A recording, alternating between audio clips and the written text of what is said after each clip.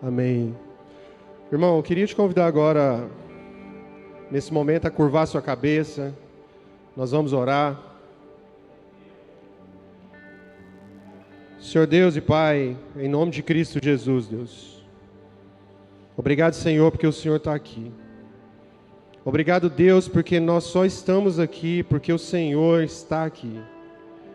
Obrigado, Deus, porque a Tua misericórdia vai muito além daquilo que nós merecíamos. Que o Senhor possa ser aquilo que o Senhor é através de nós aqui hoje. Que a Tua palavra seja revelada e não somente uma letra. Que cada pessoa que entrou aqui essa noite em busca de resposta, que ela possa ter a resposta segundo a Tua vontade. Que em nome de Jesus, Deus, que os corações sejam tocados aqui pela Tua graça e pela Tua misericórdia. Ninguém é maior do que o Senhor. O Senhor é o alfa e o ômega, o início e o fim. O Senhor é Deus. O Senhor está entronizado. E nós, Senhor, só queremos a Tua presença.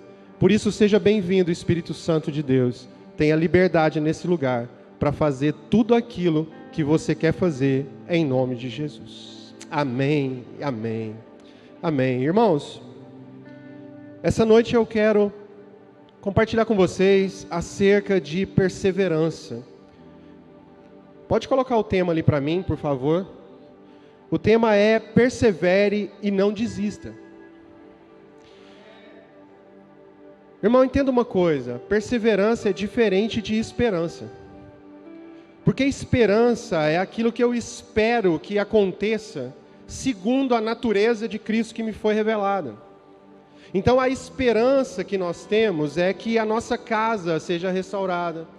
A esperança que nós temos é que os nossos filhos sirvam a Cristo e sejam cristãos genuínos. A esperança que nós temos é que os nossos casamentos sejam abençoados, que as nossas relações de amizade, elas sejam alicerçadas. Isso tudo é a esperança, é o que eu espero. Mas entre a esperança e a origem, existe um percurso. E o caminho, ele é chamado de perseverança. A perseverança é o caminho entre aquilo que eu espero e aquilo que eu sei que Deus pode fazer. Por isso, querida, a importância da perseverança, ela vai muito além daquilo que a gente pode imaginar como uma palavra. Hoje de manhã, estava compartilhando com um irmão amado meu, querido, que mora no meu coração, a gente conversando. E eu até falei isso com ele hoje de manhã. Eu falei, o nosso problema é que às vezes a gente chama de derrota aquilo que a gente deveria dar outro nome. Porque, irmão, o problema da igreja não é a derrota. O problema da igreja não é se achar derrotado. O problema da igreja é a desistência. O nosso problema não está em sofrer algumas derrotas, até porque eu sei quem venceu a guerra. Eu sei quem venceu a guerra e venceu o Cordeiro e todos aqueles que estavam com o Cordeiro.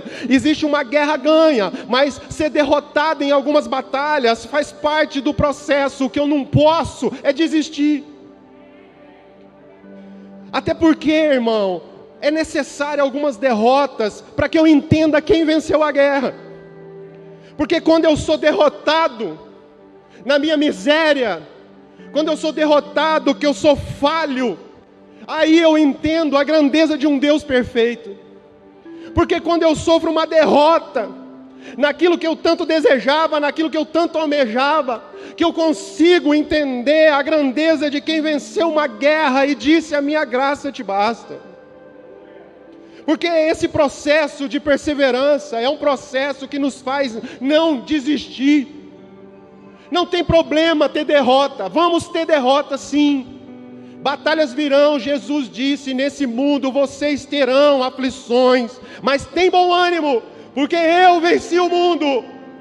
Então tribulação nós vamos ter, derrota nós vamos ter, mas já existe um Deus que venceu a guerra. E porque Ele venceu a guerra, porque Ele está entronizado, porque Ele está no céu nos esperando com uma mesa, não temos mais o direito de desistir e não perseverar.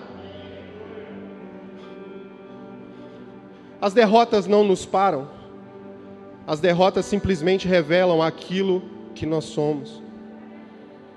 E mediante aquilo que eu sou, eu entendo o quanto que eu preciso dele. Eu quero ler um texto com vocês. Abra sua Bíblia em Hebreus capítulo 12, a partir do verso 1.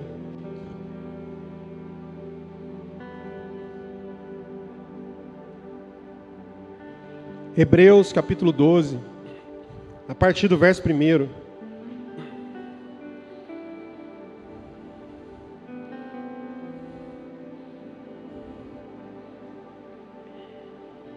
Diz assim: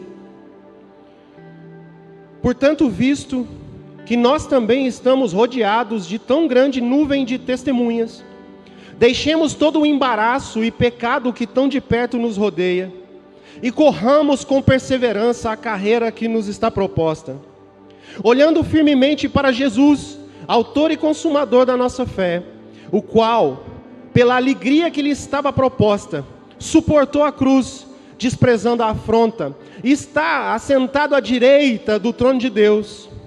Considerai aquele que suportou tal oposição dos pecadores contra si mesmo, para que não vos canseis, nem desanimeis.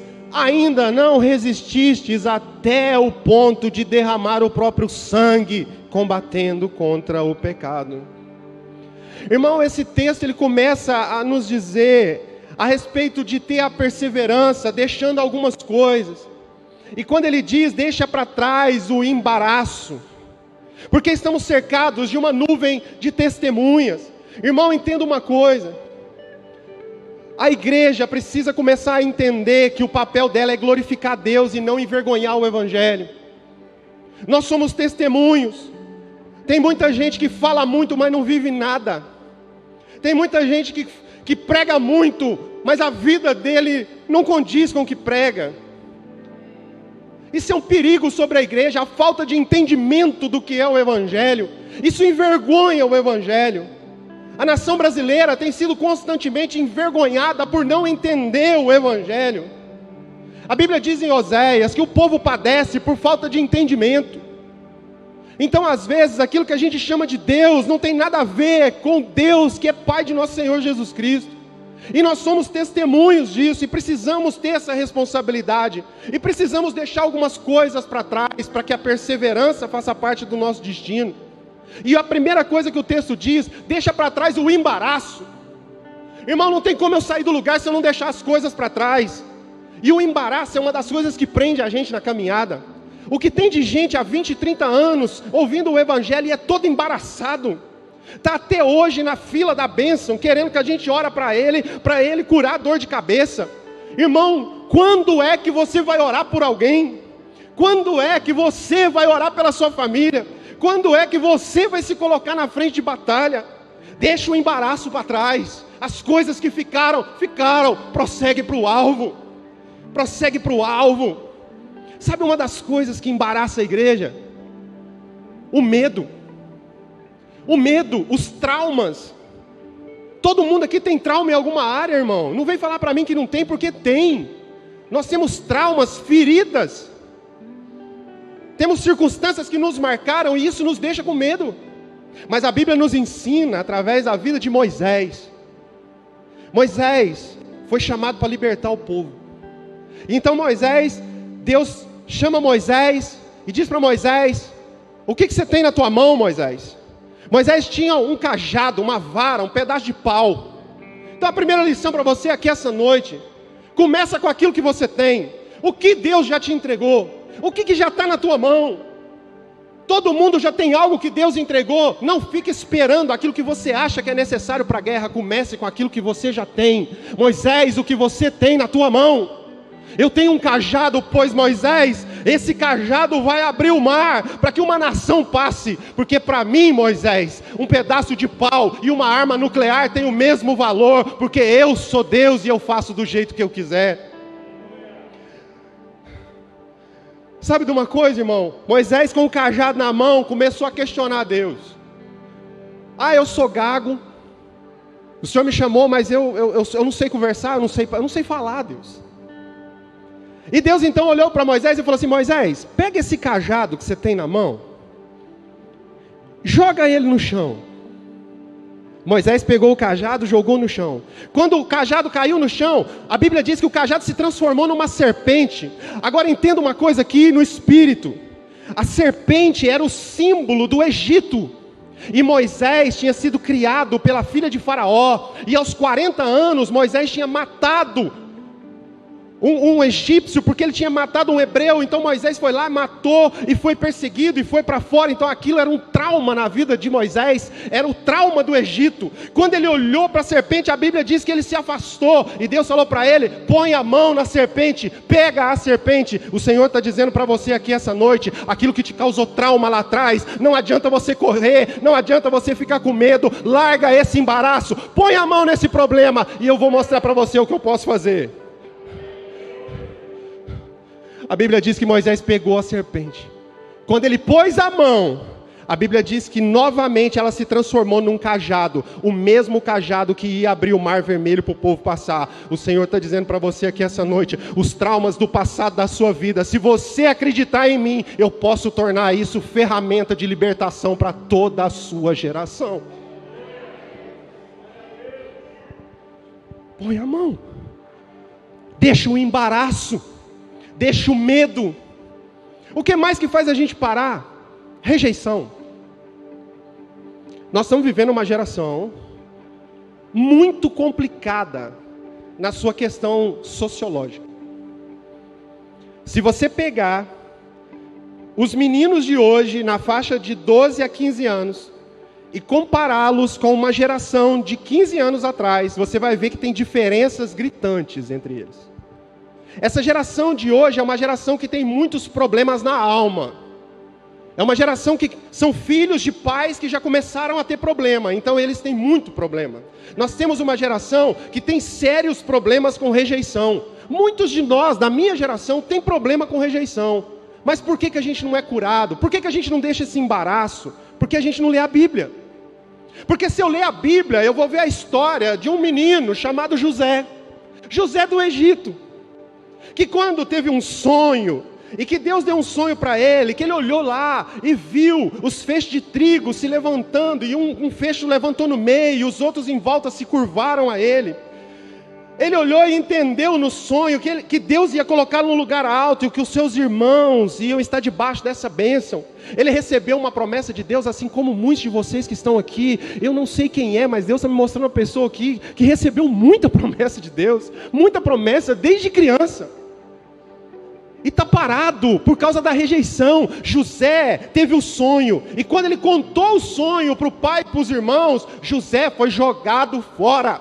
José foi jogado num buraco pelos próprios irmãos, foi rejeitado por eles, e depois foi vendido como escravo na casa de Potifar, foi rejeitado de novo porque não quis ter relação, e foi preso, e lá na cadeia, de novo, ele revela o sonho do copeiro e do padeiro, e fala para o copeiro: fala lá que eu decifrei o sonho, fala para o faraó que eu decifrei o sonho. E o copeiro esqueceu de falar para o faraó, de novo o menino foi rejeitado, foi esquecido, até que chegou o dia que Deus fez faraó sonhar.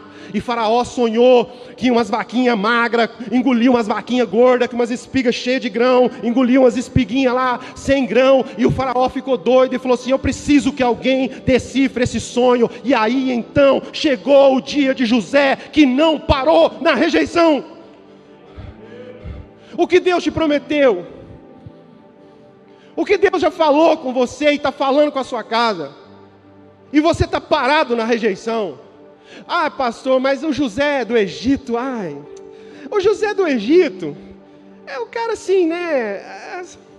Não serve de base, a minha história é diferente. Tá bom, então talvez a tua história seja igual a de Davi.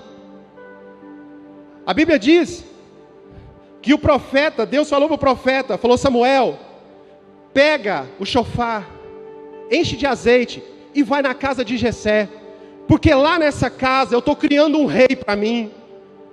E então o profeta saiu para ir na casa de Jessé, pai de Davi. Chegou lá, o pai de Davi está lá, e ele falou assim: eu vim cá então para ungir um de seus filhos a rei. O pai começou a chamar os filhos, foi chamando só os guerreiros. Chamava um, Samuel olhava, falava: é esse. Deus falava: não é. Chamava outro, Deus falava: Samuel, não é esse. Chamava outro Samuel, falava, não é esse. Deus falava, Samuel, você está olhando como os homens olham. Samuel, eu não olho a aparência, eu olho o coração. Passou todos os filhos. E aí Samuel olhou para Jessé e falou assim, tem mais algum?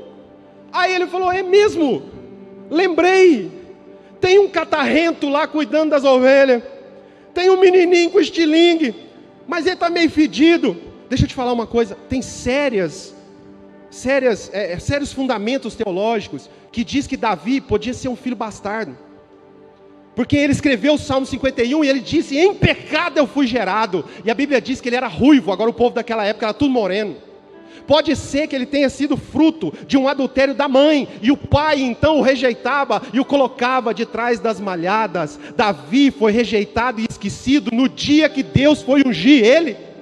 Deixa eu te falar uma coisa, querido, a rejeição não para a unção, a rejeição não para o propósito. Pode ter sido rejeitado, pode estar lá atrás das malhadas, pode ter sido criado sem pai, pode ter sido órfão, está sendo rejeitado pela família, mas se o profeta foi debaixo de uma palavra, Deus vai dizer, não olha com o olho que o homem olha, mas olha o coração, tem mais um, tem mais um. Quando é o tempo de Deus, rejeição nenhuma para ninguém. Entenda, irmão. Ah, tá bom, mas isso aí tudo está lá no Velho Testamento. Então tá bom. Então vamos acabar os argumentos aqui.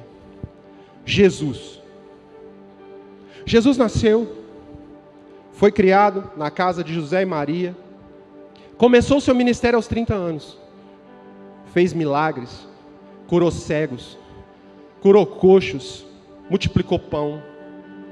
Jesus, o Todo-Poderoso, que arrebanhava multidões, no dia da sua condenação, a Bíblia diz que ninguém foi com ele até a cruz, ninguém, todos os discípulos o abandonaram, os seus amigos o abandonaram, todos o rejeitaram. A multidão que tinha sido curada disse, solta Barrabás e crucifica Jesus. E ele na cruz não fez birra, não disse, não vou cumprir o propósito porque eu sou rejeitado, esse povo não gosta de mim. Não, na cruz ele disse, Pai, perdoa-os, eles não sabem o que fazem. E olhando para o céu ele disse, Pai, está consumado, na tua mão eu entrego o meu espírito. Jesus não parou na rejeição.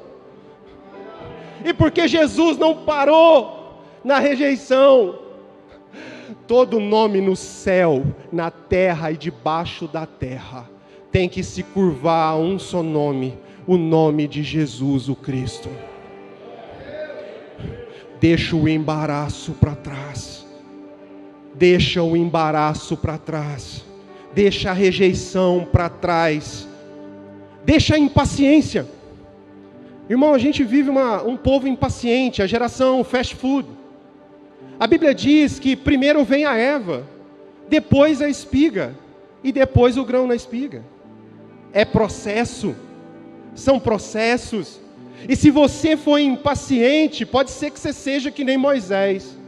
Não quando pegou o cajado para atravessar o povo, mas quando Moisés estava andando no deserto, o povo estava com sede.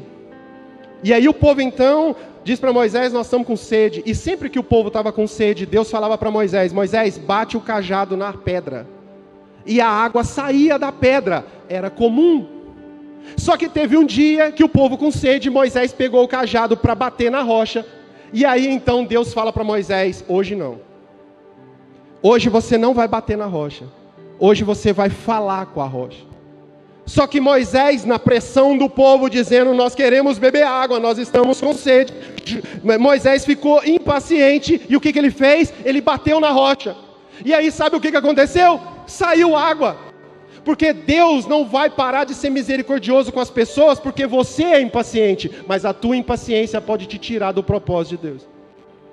Por quê? Porque quando Moisés fez isso, a Bíblia diz que Moisés ouviu de Deus, você não me honrou diante da congregação, então você não vai entrar na terra prometida. Paciência para viver os processos, paciência para ouvir o Senhor, paciência nos processos, deixa o embaraço da impaciência para trás. Irmão, quando a gente olha para esse texto, e a gente vê que o texto diz que nós temos que ter perseverança. Perseverança para quê? Para correr a carreira. Qual carreira? A carreira que nos está proposta. Agora tem uma coisa, entenda aqui essa noite, preste bastante atenção aqui. Direção é mais importante do que velocidade. Eu vou repetir para você entender. Direção é mais importante do que velocidade. O pastor Paulo Júnior um dia deu um exemplo clássico, eu já falei isso aqui, vou falar de novo. Imagina que você está em Ituiutaba e você quer ir para São Paulo. E Deus então disponibiliza para você o melhor carro que você já viu na história. O melhor carro do mundo Deus te deu. Esse asfalto aqui agora, imagina que ele é o melhor asfalto do mundo. Deus também te deu, o melhor asfalto do mundo. A gasolina desse carro, não tem gasolina no mundo que é melhor que essa. Está tudo pronto, está tudo equipado. Aí você entra nesse carro, acelera a 250 por hora, chega no Trevão. Só que quando você chega no Trevão, ao invés de você virar para São Paulo, por um equívoco, por uma distração, você vira para Goiânia. E aí então você vai a 250 quilômetros para Goiânia. E antes de chegar em Goiânia, o pneu fura. E quando você vai no borracheiro para trocar o pneu, você fala para o borracheiro: quantos quilômetros falta para mim chegar em São Paulo? E o borracheiro vai falar para você: São Paulo? Você está quase chegando em Goiânia. Então deixa eu falar uma coisa para você, querido.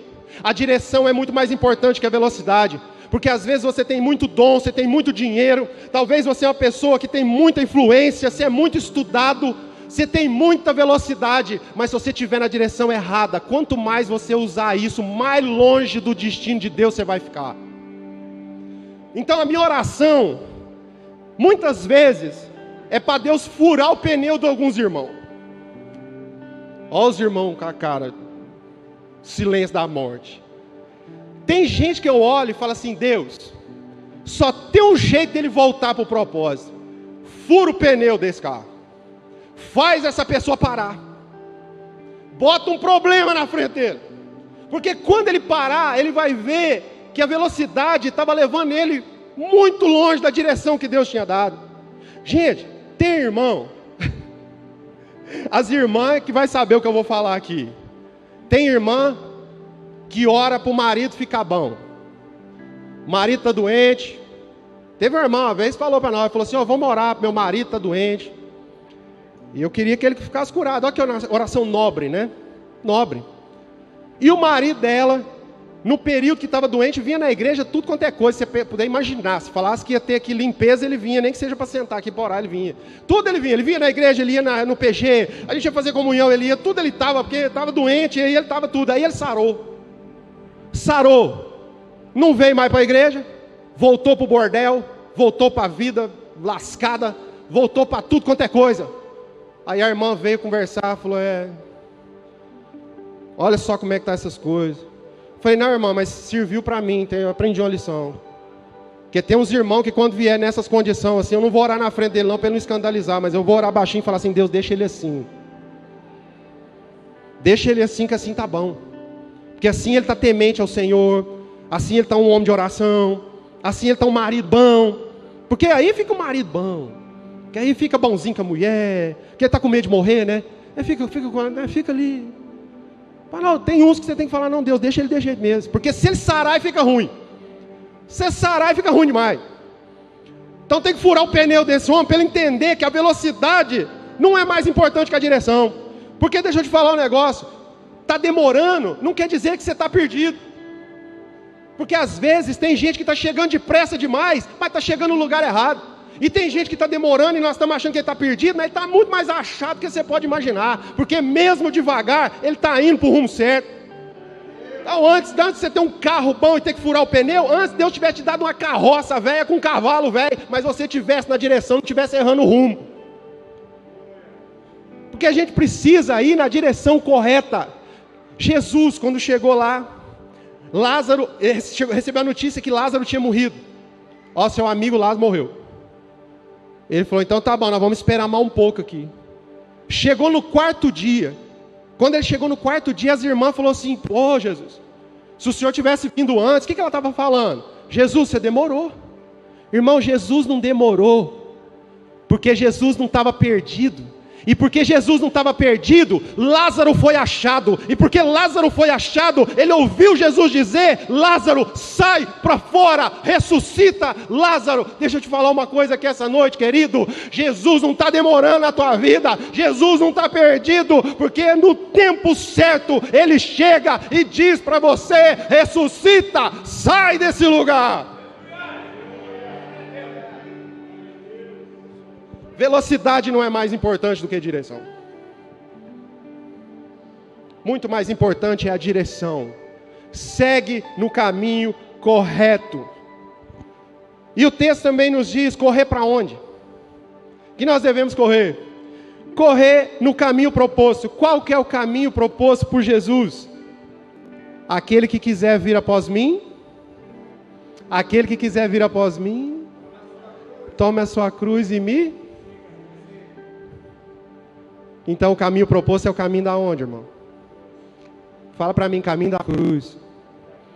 O caminho proposto é o caminho da cruz, irmão. Não é o caminho da Disney.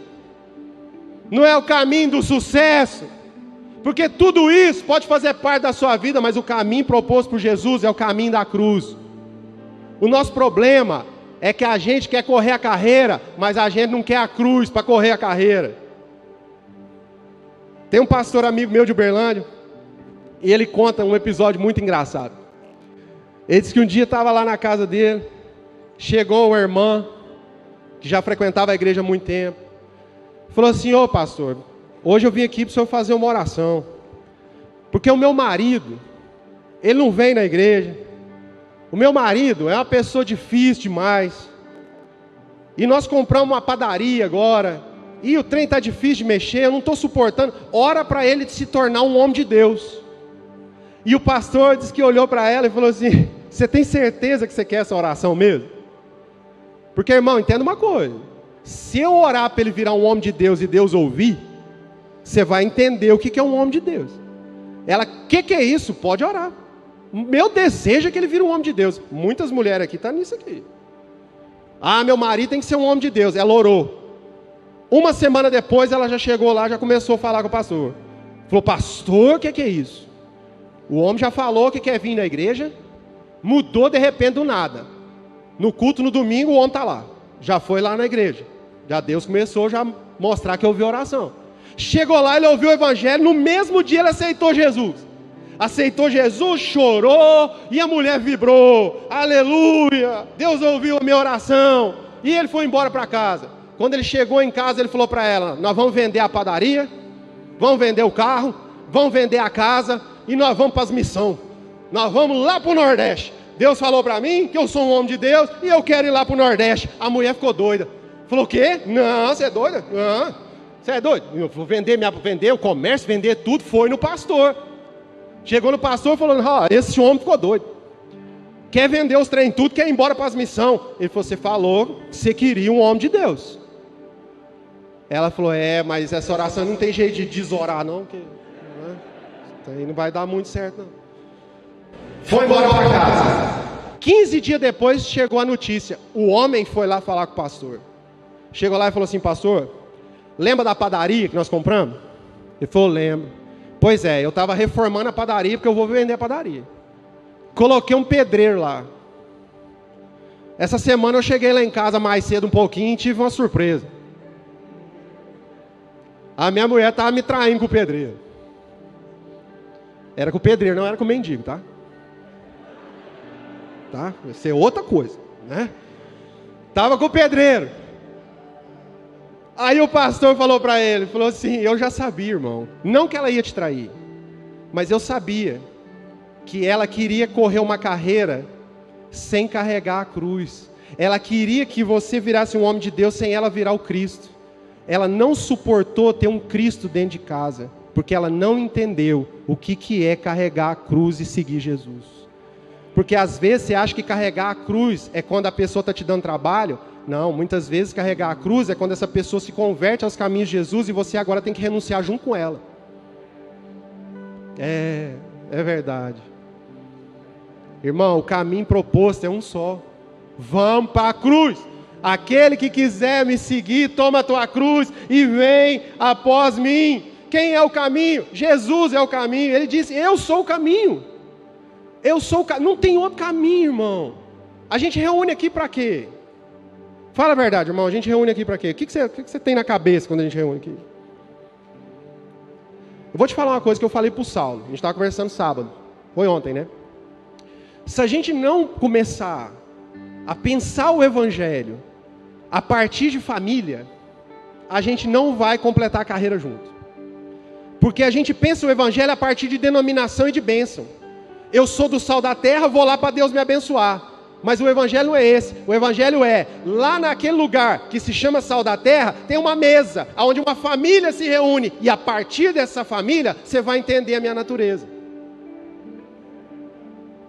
Se a gente não começar a pensar assim, a gente vai se perder, porque a gente nunca vai entender que Jesus é o caminho. Mas não é o caminho para mim conquistar, ele é o caminho para mim me tornar.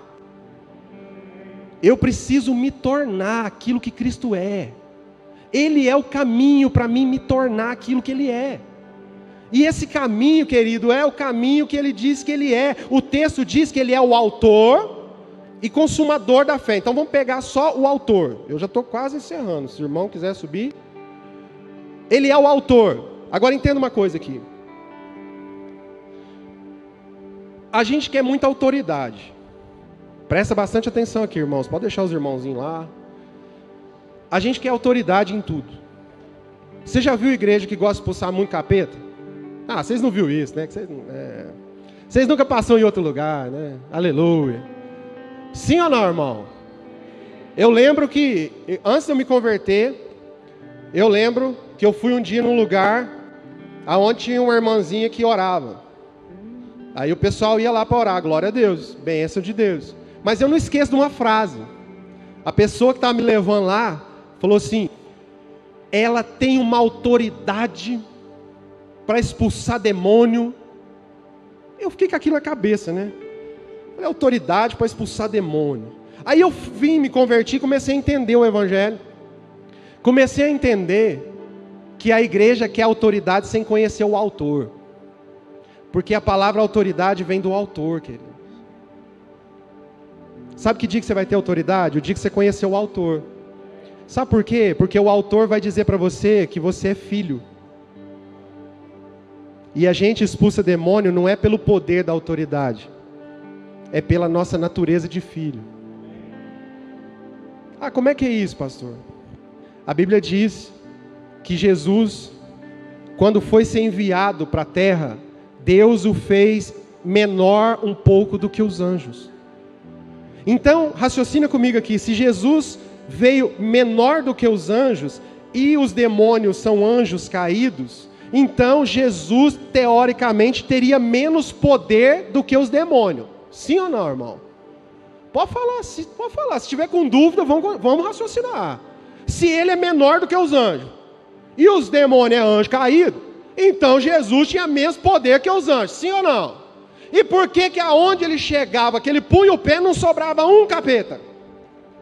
Porque não era pela autoridade de poder, mas era pela autoridade de ser filho do autor. Então, para não sobrar nenhum demônio na sua vida, na sua casa, as endemoniações, as tormentas, as desavenças, os desentendimentos, não é buscando poder de fora, é levando a identidade de filho. O dia que você entrar na sua casa, entendendo que você é um filho de Deus, a hora que você botar o pé ali, não sobra problema nenhum mais, porque tudo agora vai ser resolvido pela natureza de Deus. Você vai resolver pela natureza. Como que eu vou resolver pela natureza? Pela fé. Ah, eu tenho fé. Então vamos entender fé aqui agora um pouquinho para nós.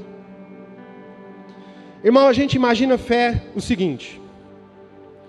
Eu passo de frente a uma casa bonita e eu imagino então que pela fé, tem até a musiquinha do André Valadão, né?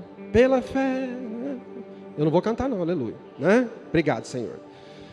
Você olha a casa bonita e fala assim, eu tenho fé que um dia eu vou ter uma casa dessa. Irmão, vamos falar a real, irmão. Nós não vamos andar nesse nível em nome de Jesus. Porque Jesus, Ele é o autor e Ele consumou a fé. Como que Jesus consumou a fé? Ele deu materialidade à fé. Porque a Bíblia diz que a fé é o firme fundamento das coisas que eu não vejo, mas eu sei que existe.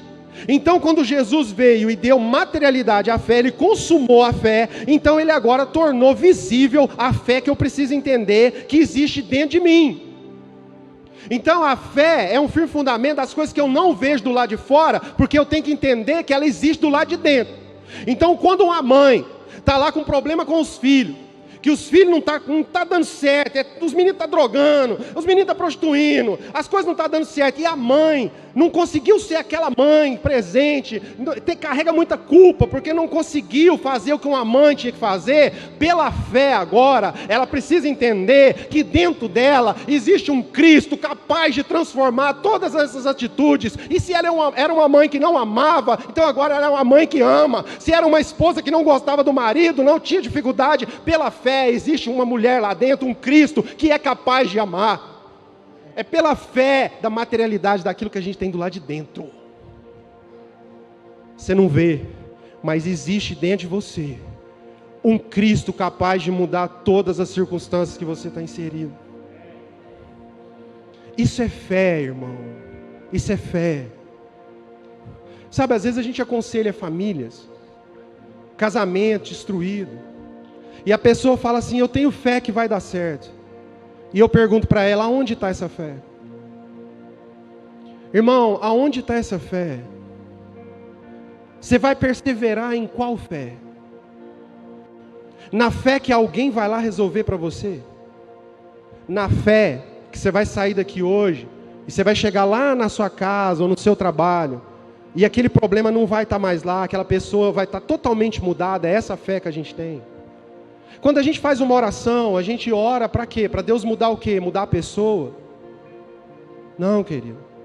Você precisa sair daqui essa noite entendendo uma coisa: que a fé que você precisa ter vai revelar para você que lá no seu casamento existe uma mulher, existe um homem que é carregado de um Cristo capaz de mudar todas as suas atitudes em favor da sua família. Você precisa sair daqui carregado de uma fé que lá no seu ambiente de trabalho existe um Cristo dentro de você que é capaz de perdoar os seus colegas de trabalho que te perseguem. Existe um Cristo dentro de nós que pela fé é capaz de mudar toda a história dessa cidade. Então essa é a fé que Jesus materializou, porque Ele consumou essa fé. Não foi matando ninguém, Ele consumou a fé morrendo pelas pessoas. Sabe, irmãos, as famílias, elas estão clamando para que um Cristo venha dar a vida por elas. E a gente está orando para Deus mudar essa família para dar certo para mim. Irmão, o papel da igreja, o nosso papel, é levar Cristo para esse lugar. É Ele que é capaz de mudar na natureza revelada em nós. Perseverar é perseverar sem desanimar. Talvez você chegou aqui essa noite e você está falando: pastor, eu estou cansado demais. E Deus está falando para você: então continua mais um pouco. Pastor, eu estou cansado. Você não sabe, eu estou no limite. Deus está falando: caminha mais uma milha. Caminha mais uma milha. Persevera mais um pouco. Não desanima. Continua. Existe um povo esperando você revelar o Cristo que você está entendendo. Não desfaleça no caminho, irmão. Não desfaleça no caminho. Ainda que as derrotas tenham vindo uma atrás da outra. Hoje nós estamos tirando essas máscaras facultativamente. Alguns estão querendo usar, outros não. Mas já é um sinal de que estamos virando uma chave de um tempo. Mas deixa eu dizer uma coisa para você.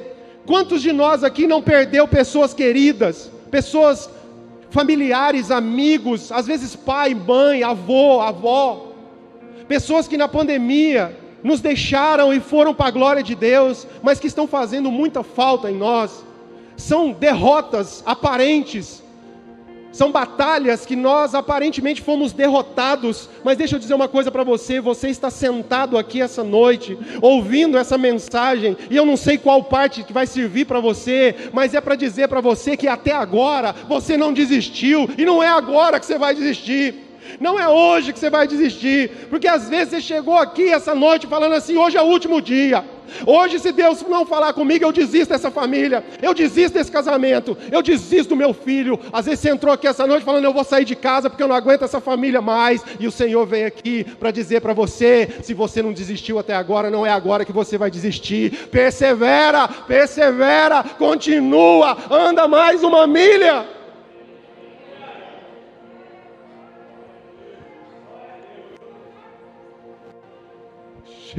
Catalaba soy arandalaba che, soy arandalaba che.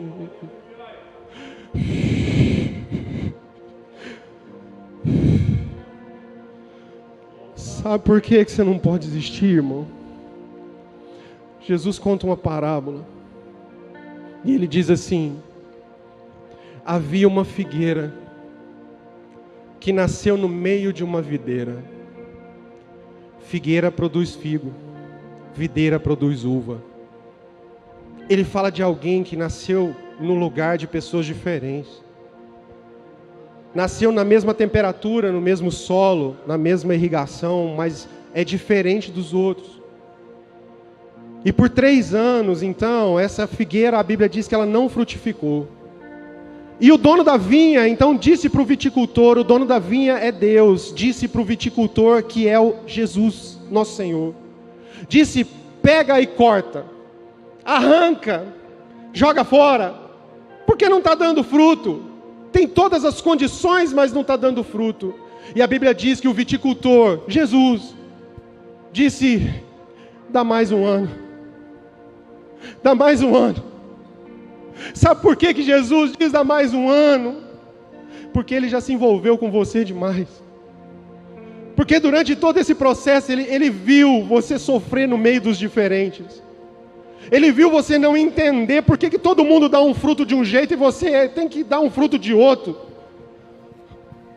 Porque Ele viu você ficar sem entender por que muitas vezes todo mundo olhou para você diferente. E então agora, diante de uma ordem, arranca. Jesus então pula na sua frente e fala: não, me dá mais um ano, porque eu já me envolvi demais com Ele. Eu aprendi a amar Ele. Eu aprendi a amar. Jesus está dizendo: eu não vou desistir de você, meu filho.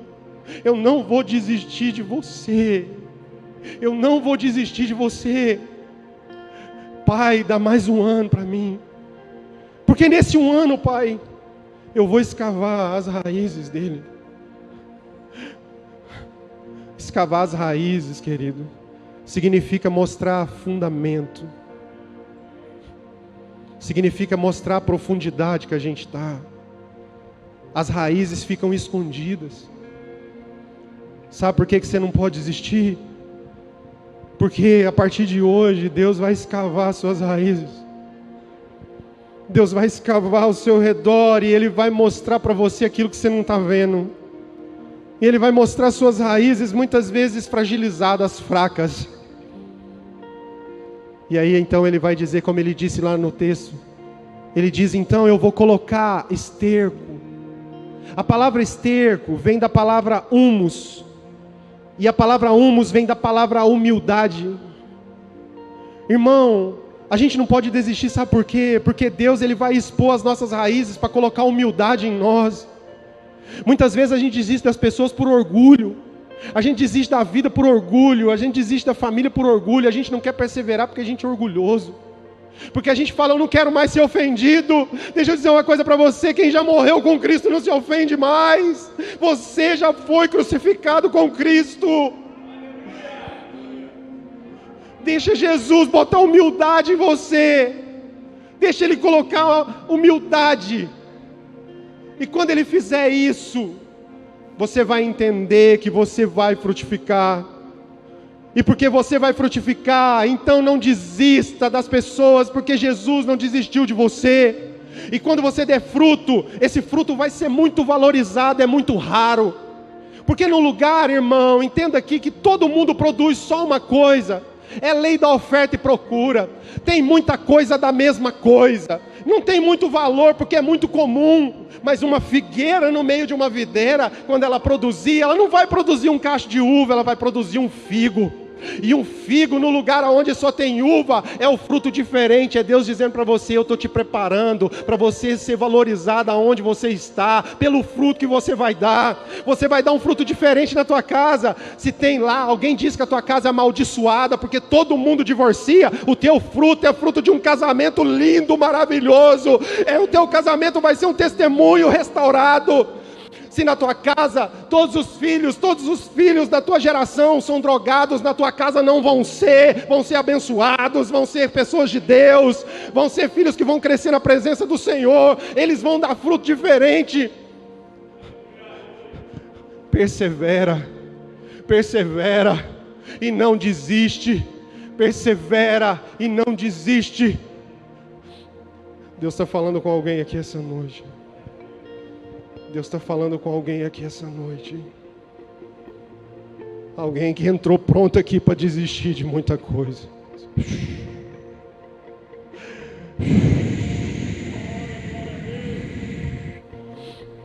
Deixa Deus ministrar no seu coração aí, irmão.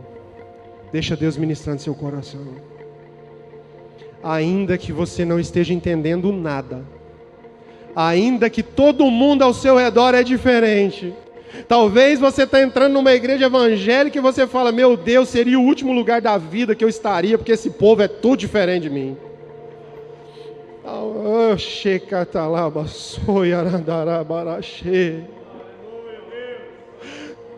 Você entrou aqui e falou: é o último lugar que eu deveria estar. Meu Deus, o que eu estou fazendo aqui? Meu Deus, esse povo com Bíblia ao meu redor. Deus, eu nunca peguei numa Bíblia. Senhor, olha a minha história, Deus, olha a minha história. Olha quanta coisa errada, Jesus, olha quanta coisa errada, meu Deus, o que eu estou fazendo aqui? Você é uma figueira no meio da videira. Você é diferente mesmo, porque o teu fruto vai ser diferente, o teu testemunho é diferente, a tua perseverança vai ser diferente. Irmão, a gente não desiste de ninguém aqui.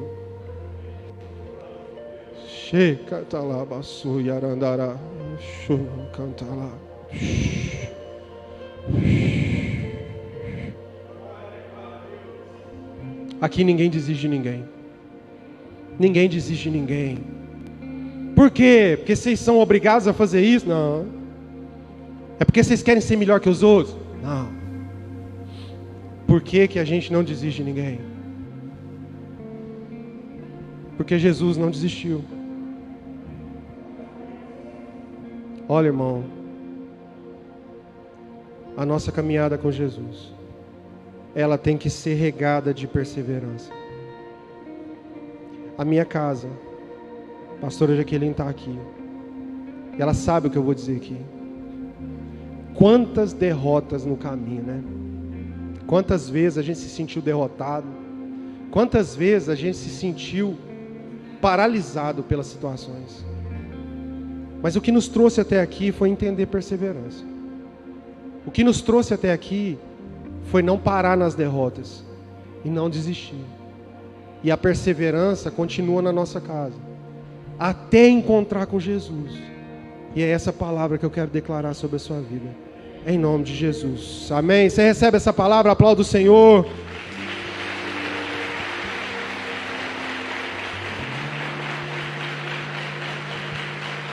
Amém. Fica de pé no seu lugar, querido.